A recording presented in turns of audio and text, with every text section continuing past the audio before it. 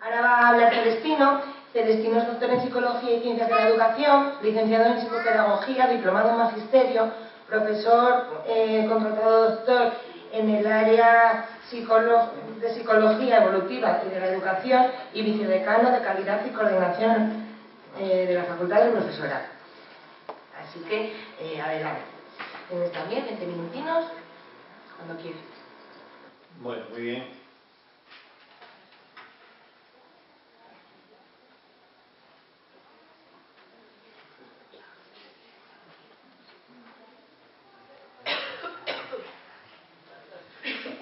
Ya está, bueno, buenas tardes, muchas gracias.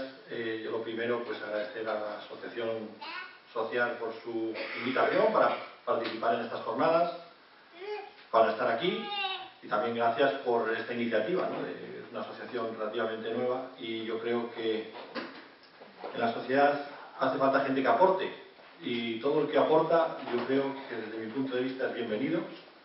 Es de alabar y es de, bueno, pues, de daros todo el esfuerzo y toda la ayuda que podáis desde donde estamos, ¿no? Yo creo que muchas veces los profesionales entramos en... Y dije, bueno, pues voy a contar un poco mi historia. Mi historia es... tampoco tenéis que fiaros mucho de mi historia, ni soy ejemplo de nada, sobre todo porque os van a salir muchas canas si os fiáis de mí. Pero bueno, yo soy maestro, soy doctor en Psicología y Ciencias de la Educación. Lo que pasa es que con el tiempo, también licenciado en Psicopedagogía, pero con el tiempo he ido ganando en el tema de decir que soy maestro. Y esto es curioso, ¿no?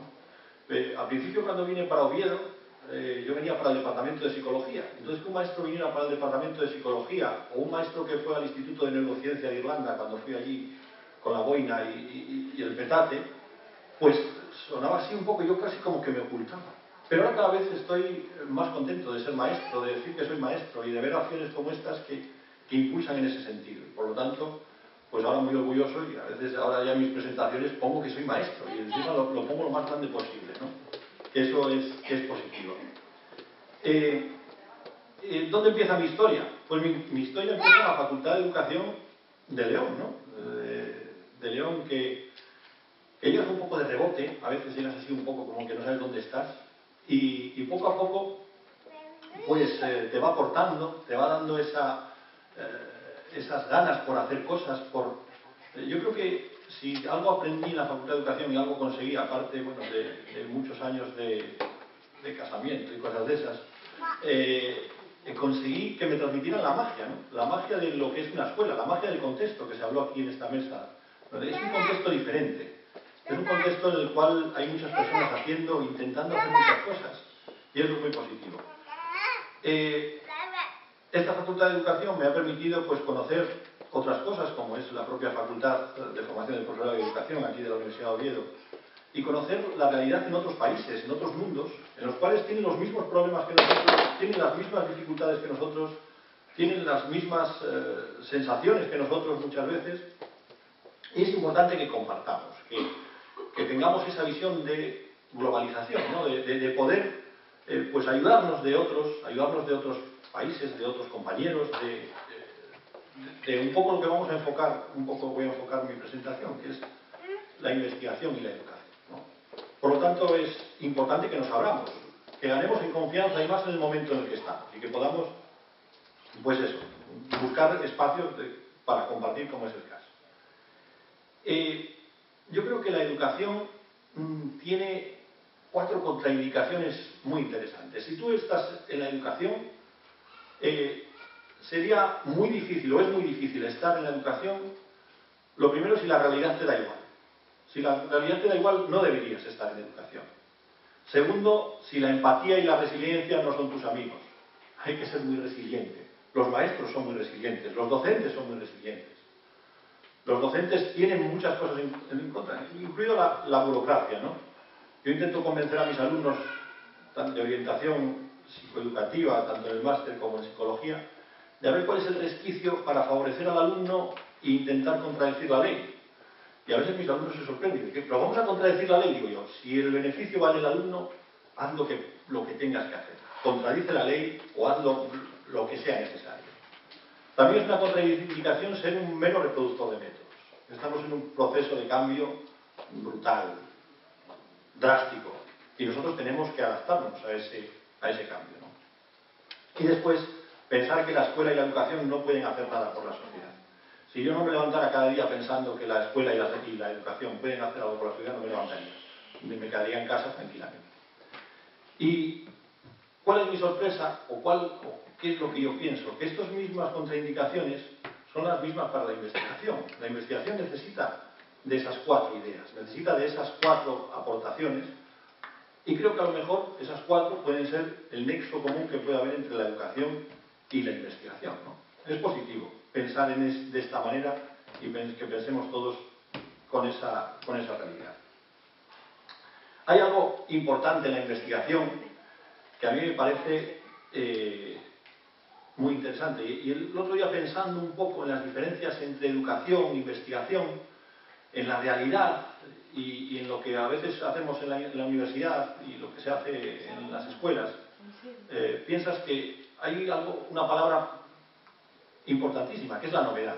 La novedad ligada a la ciencia. Hay una diferencia importante. Por ejemplo, en educación o en la práctica educativa se tienen muy en cuenta los libros. Estamos trabajando mucho con los libros. Mira, ahora Rolando lo ejemplificaba. Y sin embargo los libros a veces son muy pesados. Es un proceso muy lento. Editar un libro lleva años. Y sin embargo nosotros en la investigación trabajamos con revistas científicas, que es mucho más dinámico, que es mucho más rápido, el proceso de edición es rápido, y claro, ahí hay una pequeña diferencia, ¿no? Trabajamos con libros y sin embargo en la investigación trabajamos con revistas. Y además es que ahora hay materiales, infinidad de materiales que pueden trabajar. Es importante trabajar con materiales dinámicos, que su coste sea menor, que hay muchos temas, incluso la globalización, la importancia de que en todo el mundo se hacen cosas que nos pueden servir a los demás y que nos pueden ayudar en nuestra práctica. Por lo tanto, yo creo que la novedad es una de las palabras importantes en ese sentido. No me gusta hablar de política. Sé algo de política universitaria y es muy pesada. Tampoco de la otra política. Pero sí que me llama mucho la atención cuando los políticos hablan ayer hablaba en la conferencia de Santa Catalina la directora general, la secretaria de Estado de Investigación, acerca del I+D+I. Y muchas veces yo creo que no entendemos mucho lo que significan esas 3 letras juntas. Es investigación más desarrollo más innovación. Recientemente en la facultad de formación del profesorado creamos un máster de investigación e innovación en educación infantil y primaria, dirigido exclusivamente, bueno, no exclusivamente, pero dirigido sobre todo a los maestros, ¿no? Y uno de los principales problemas que tuve en el diseño es cómo conjugar investigación e innovación. Parecía que eran 2 cosas totalmente diferentes, que los profesores que trabajaban la innovación con los que trabajaban la investigación no se podían casi ni coordinar ni hablar. Yo creo que son 2 palabras, innovación, bueno, pues la definición la tenéis ahí, mudar o alterar algo, introduciendo novedades, y la investigación, realizar actividades intelectuales y experimentales de modo sistemático con el propósito de aumentar los conocimientos sobre una determinada materia. Y yo creo que nosotros desde la práctica tenemos que conjugar los 2. Tenemos que coger la I+D+I y utilizarla, combinando la investigación y la innovación para el desarrollo, ¿no? Para el desarrollo, en este caso, y después lo resaltaré, el desarrollo del alumno, que realmente es lo que a nosotros nos importa y lo que nos interesa. Por lo tanto, en ese máster yo intento transmitir la idea de una palabra que me parece un poco novedosa, que puede ser innovestigar, ¿no? Me gustaría que desde la práctica innovestigáramos y desde la realidad de la universidad también innovestigáramos. A mí me gusta, y uno de los principales objetivos de este máster es que los maestros también hagan tesis doctorales, que haya un reconocimiento de la profesión docente del maestro. Cuando yo era maestro en aquella facultad de educación, cuando empecé mi historia, era una diplomatura, y parecía que los que estudiábamos una diplomatura éramos menos que los demás, porque estudiaban 5 años. Algunos esos 5 años se los podían poner en uno solo, que lo harían. Y a lo mejor el que estudiaba 3 estudiaba 7, ¿no? Yo creo que ahora mismo el maestro está ganando en esa importancia. Y por eso yo creo que necesitamos trabajar en ese sentido, que el maestro innove, investigue en su práctica diaria, haciendo tesis doctorales, como quiera, pero que realmente se vaya ganando ese prestigio que debe tenerlo a nivel social y que tenemos que desarrollar. Yo siempre oí, desde que comencé mi tesis, que investigar es poner puentes en el vacío. Y es una de las máximas que yo tengo aquí clavada, cada día. Yo no quiero que, si construyo un puente, cuando llegue al final no haya nada.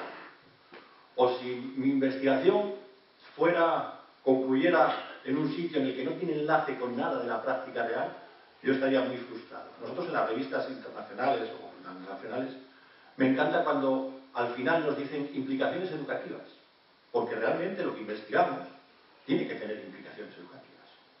¿Vale? Tenemos que darle sentido a lo que hacemos, y no para qué lo hacemos, sino para que nos comemos tanto la cabeza o hacemos viajes de 48 horas hacemos eso para tener un sentido, tener algo que desemboque en la práctica.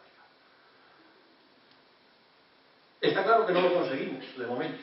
Está claro que estamos un poco, pues como que un profesor es tremendo. Pero bueno, yo voy a daros alguna visión de cómo sobreponernos a él.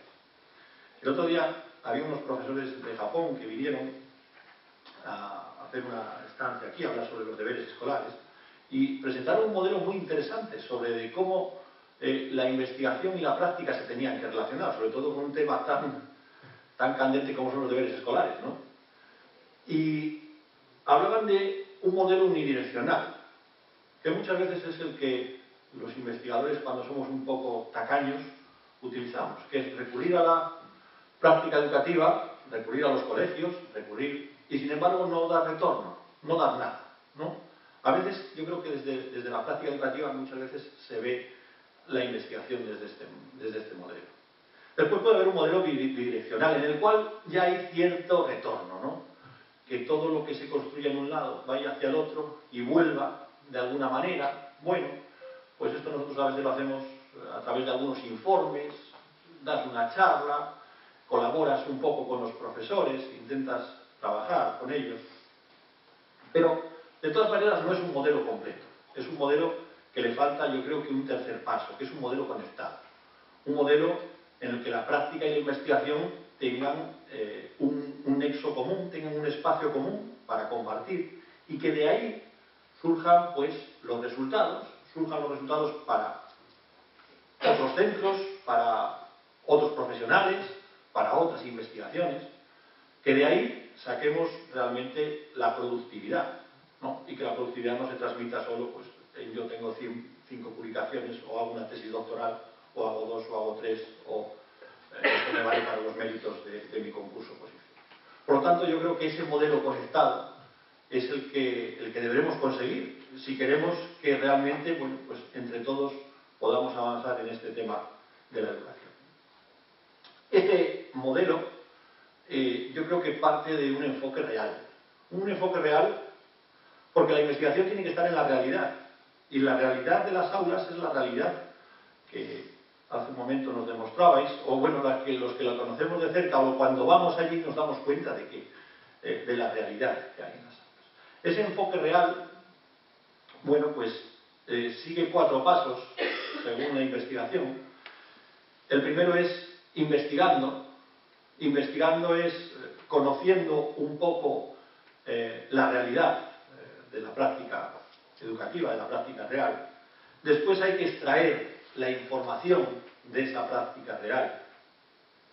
Esa información desde la investigación se debería pues analizar, reflexionar, conocer, pero el paso más importante de este enfoque real es el último paso, que sería el enfoque de conexión. Si nosotros desde la investigación vamos a la práctica educativa, vamos a los centros, extraemos la información, la sacamos, la analizamos, y sin embargo no hay una conexión para dar ese retorno, estamos, pues, como se puede decir, matando moscas a cañonazos. ¿Qué es importante en el proceso investigador. Este es el esquema, el que tienen ahí, es el esquema que nosotros siempre ponemos a los alumnos cuando se inician en ese máster de investigación, por ejemplo. Ya me han chivado por ahí. Es el esquema de cómo es el proceso de investigación, que a veces dices, esto de investigar, qué raro es, ¿no? Qué rollo, qué tema más complicado. Y la verdad es que no. Si un simple maestro que viene de una tierra minera es capaz de hacer investigaciones, yo creo que todo el mundo lo puede hacer, ¿no? ¿Y cuáles son los pasos de todos esos que hay ahí, que algunos pueden ser más sencillos, más complicados? Y ahora nos hablaba claro, de la complejidad, la cualitativa, de todo lo complicado que es. Yo me quedaría con 2 puntos, que es seleccionar un problema, qué problema tenemos, y enunciar las conclusiones o la generalización sobre el problema. Después todo el proceso metodológico, de revisión exhaustiva, incluso a veces es un proceso que enriquece a la persona. Que enriquece porque si tienes que hacer una revisión vas a conocer más sobre el tema. Si tienes que analizarlo, vas a ver formas de analizarlo. Por lo tanto, yo creo que el proceso investigador, para convencer a los maestros, convencer a los profesores, es interesante, es importante. Y muchas veces este proceso investigador es lo que el mismo profesor, el profesor investigador ese que a mí me cautivó con su libro cuando era alumno de magisterio, al final es lo que haces en el aula. Es lo mismo que haces en el aula. Trasladado a lo mejor a diferentes aulas, con una metodología más concreta o más específica, pero al fin y al cabo es lo mismo. Por lo tanto, yo destacaría el problema y cómo solucionar ese problema. Estamos ante un nuevo paradigma del aprendizaje, eso todo el mundo lo entiende, y mi investigación se ha centrado más en el aprendizaje porque yo creo que es más importante que la educación. Para mí, el proceso de construcción, focalizando en el estudiante como eje central del proceso de enseñanza-aprendizaje, es lo más importante.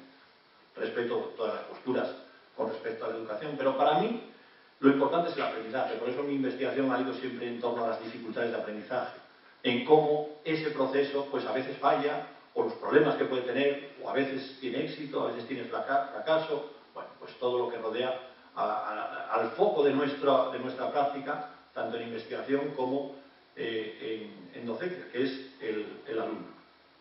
Bueno, el docente ahora asume un rol diferente, tiene que ser un facilitador del aprendizaje, y el estudiante es el que tiene la mayor responsabilidad. Antes Rolando lo decía muy bien. Una mayor responsabilidad, mayor autocontrol, mayor autorregulación, porque toda la información la tiene. Lo importante es crear esa autonomía y ese desarrollo del alumno. Por último, tengo que decir que hay cambios importantes en el sistema educativo.